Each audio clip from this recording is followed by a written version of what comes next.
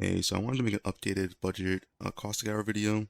Obviously this build has gotten a lot more expensive. A lot of people have switched to this build, and a lot of people are really enjoying it. So it's gotten like decently popular, especially for my channel size. So yeah, I want to go over the POB again. I updated the POB notes. I also do have a whole video showcase. Now, this video showcase isn't the budget version, as I wasn't streaming when I was playing the budget version, but I did play the budget version, and it does fully work. Multiple people on the stream can confirm that. Yeah, this is a full video showcase. You want to see what the end game version looks like on my channel. So yeah, we can go over the whole POB. So I redid all the notes, and if there's something not answered here in the notes, do recheck it after the video, as I'll be constantly updating these notes. So yeah, if there's a question, it's not answered in here, just open the POB, and there's a good chance I'll have the answer in here. I'll be updating the POB, for days to come. So yeah, we can start with some most common question about the build is like why Whittle Hail. Whittle Hail just gives you a ton more damage than a +3 bow, assuming you have plus levels on chest and plus levels from other sources. In this case, like Replica Dragon Fang.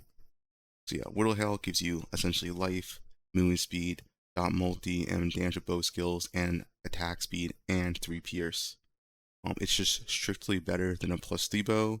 Once again, assuming you have plus levels. The helmet's really simple. It's just double mana reservation and reduce mana cost of attacks. I have a crafting guide for the helmet, and it's in the notes right here. This link right here. So yeah, if you do want to know how to craft the helmet or quiver, it's this YouTube link right here. Just check it out. So yeah, let's highlight it. Next thing would be the corruptions. So the mandatory corruptions for this build is the plus levels on greeds. Once again, in the notes, you just need a +2 projectile, +2 duration, +2 AoE, or +1 socketed gem corruption. Any of these work. They are all good. Get whichever is cheaper. It doesn't matter. And to color the chest, you have to use tainted chromatic orbs. Once again, in the notes, you can do 5 green, 1 red, most optimal. But if you have a +2 chest, you can also do 5 green, 1 blue, and you take out Empower. You take out Empower or Efficacy, and it's about a 13% DPS loss, but it's not that bad to do. Completely fine. It's about 1 and 120 for 5 green and 1 red. If you go for either, it's about 1 and 60 with Tainted Chromatic Orbs. Despair and Hit for Sistemas. Now these are a little bit expensive now. They used to be really, really cheap, but yeah. Just get like 9% quant. 9% quant should be like 1 divine at most. If you can't afford the 10% quant once, it's not a big deal if you're missing a few percent quant. Don't worry about it. Boots, chance to avoid stun. You need these.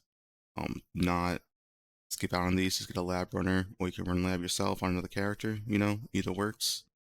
A good corruption to have is either movement speed or chance to suppress spell damage. And if it's like 19% quant, that's also fine. The corruption's really, really nice. I wouldn't say extremely important, but it's really nice to have. And also, you are stun immune because you are taking Heart of Oak. So yeah, Heart of Oak with boot enchants, you are stun immune. Amulet, Replica Dragon Fang, this is not replaceable for the budget version.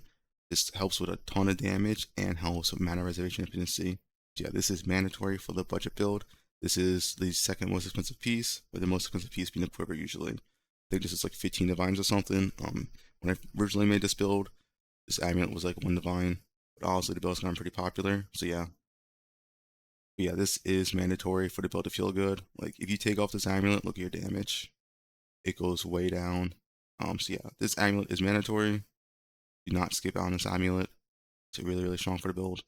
Eventers, don't worry about max quant eventers. Just get, good life. I say like 40 plus life, 8 or 9% quant, a little bit of rarity, and then try to fill out your res. These can cost, anywhere from like 1 to like 6 divines each. Both ventures, of course. Belt, you can use Biscos, or you can use a Stygian Vise. Next thing about Stygian Vise is that you can use a such an eye jewel for corrupted blood. Yeah, Biscos is also really, really good.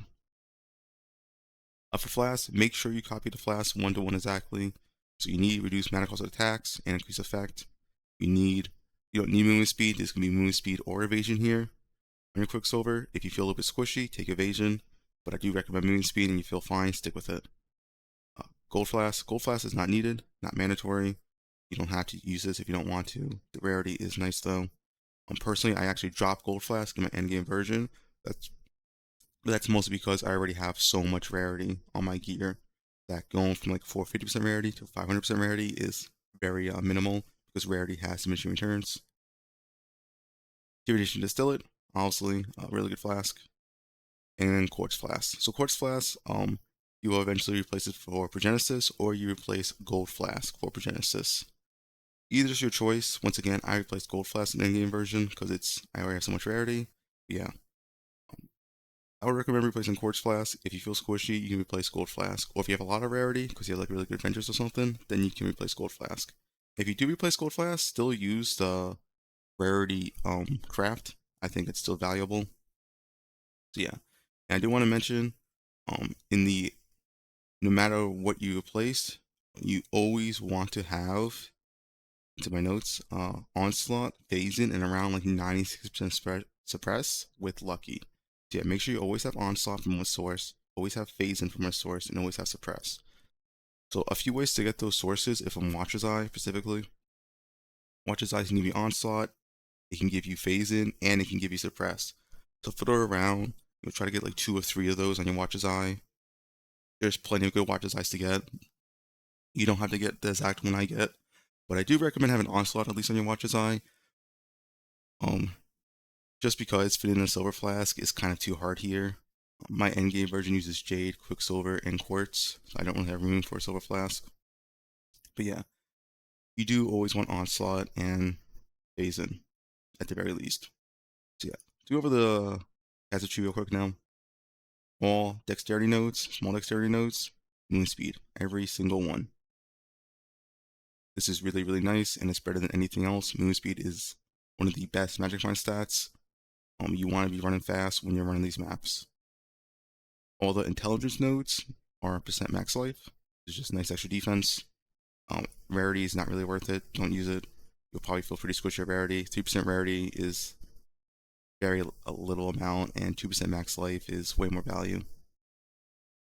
And you can also replace these maximum life nodes with the mana reservation nodes if your Dragon Fang is like 10% mana reservation, not 12%, as I do recommend 12% mana reservation for Dragon Fang. So yeah, if you have a 10% Dragon Fang, then 2 of these need to be replaced with a 1% mana reservation node. As for like the clusters, this cluster was really expensive. I just made it cheaper. It's just a 2-prop cluster now, so it's just Wicked Ball and Unspeakable Gifts. This should be like probably no more than like 1 Divine, I assume. As for your medium clusters, you want 3 medium clusters with Brute for Potency and Student for Decay. This helps with your Chaos Res early on, especially before you have Progenesis. And the last medium cluster, of course, 1 Spike Concoction. Always really, really strong to have. This is just 10% Blast Effect and 20% increased Flash Charges gain, I believe. Yeah, and you also want Brute for Potency. Brute for Potency is really good because the Flash Charges gain essentially means your flasks are constantly being used. And why is that important? If your flasks are constantly being used, you're constantly restoring 4% of your max life. So it's a form of sustain as well with flask uptime. So yeah, that's about it for the passive tree. I would say, change nothing. Oh yeah, I guess one last thing is this Elegant Hubris. You don't need this exact number. You just want rarity on this one node. This one node is Mind Drinker, just so you save points when you get your mana reservation efficiency mastery. So yeah, doesn't have to be this exact number. I actually have a search here in the POB notes, Elegant Hubris. Just copy paste this into trade site and buy the cheapest one. Double check on POB, but the cheapest one on this trade link should have this 1 rarity node on here. Eventually, if you want a better jewel, you can get a second rarity node. Any of these 2 pointers, right, that I'm hovering over right now, are valid. So yeah. But to start, 1 rarity, and we're just using this because we need Supreme. This allows us to use tattoos without worrying about any attribute requirements. Yeah, Caspiro is needed here, but the number does not matter. So yeah, that's about it for the skill tree. Let's go over some common questions and answers. Pantheon, you can use Lunaris or Solaris and use Shakiri for minor. Make sure you get Corrupted Blood on a jewel though. If you don't have corruptible on Jewel, you're going to use Valor Cash for bleed immune, or semi-bleed immune, I should say. I have an upgrade priority list here. Number one priority is going to be Progenesis. This is your biggest increased survivability. Not only does it completely fix your Chaos Res, right, of bringing your cap, it also gives you 37% EHP. It's absolutely massive for survivability. And make sure when you switch to Progenesis, if you're replacing Quartz Flask, you need to get phasing from another source. Phasing is very important. You can get phasing from Watch's Eye. You can get phasing on an Abyss Jewel. Just get phasing from a source. Next upgrade, recommend is level 4 Enlightenment to run Dread Banner. This is a nice defense increase. It just reduces enemies' accuracy, and since you're evasion base, that's pretty big. As you can see here, level 3 Enlightenment, you don't use the setup.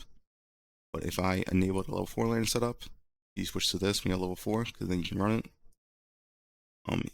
You go from 75% chance to evade, 83%. So that's 8% chance to evade, but it's roughly 30% more attacks you are now evading.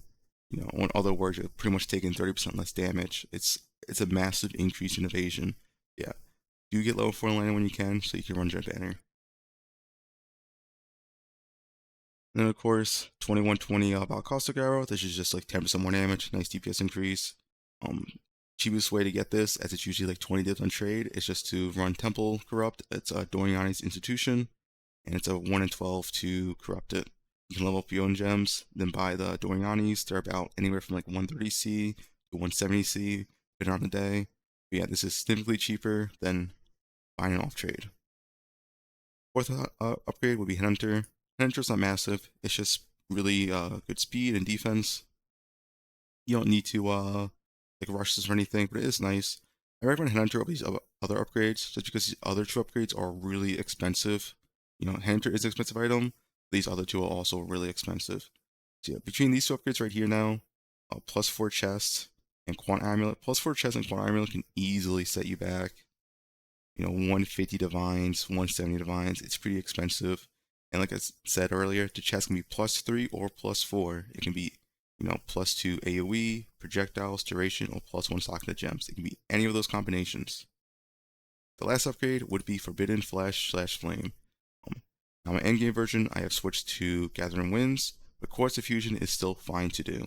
But yeah, personally, I think Gathering Winds is just better endgame, makes you faster. But Gathering Winds is like, you know, 130 divines total right now, very expensive, but it's very strong. If you want to see the endgame PoE, you know, I have it linked right here. Also in these notes, I don't have any notes in endgame PoE, so if you have any questions about the endgame PoE, just come back to here. All the questions should be answered in here. And then I have this Q&A section, which I'll constantly be updating. So yeah, once again, if you have any questions about the build and I didn't answer in this video, do refer to this Q&A. I'll be updating this as more questions are asked throughout the days. So yeah. But yeah, I hope this video helped. I do live stream daily on Twitch, you know, for like 12+ hours usually, streaming Crimson and stuff. If you have any questions, feel free to stop by. You know, I'll be happy to answer. But yeah, do read the Q&A before, you know, answer me a question, because there's a good chance it will be answered here. So yeah, that's about it.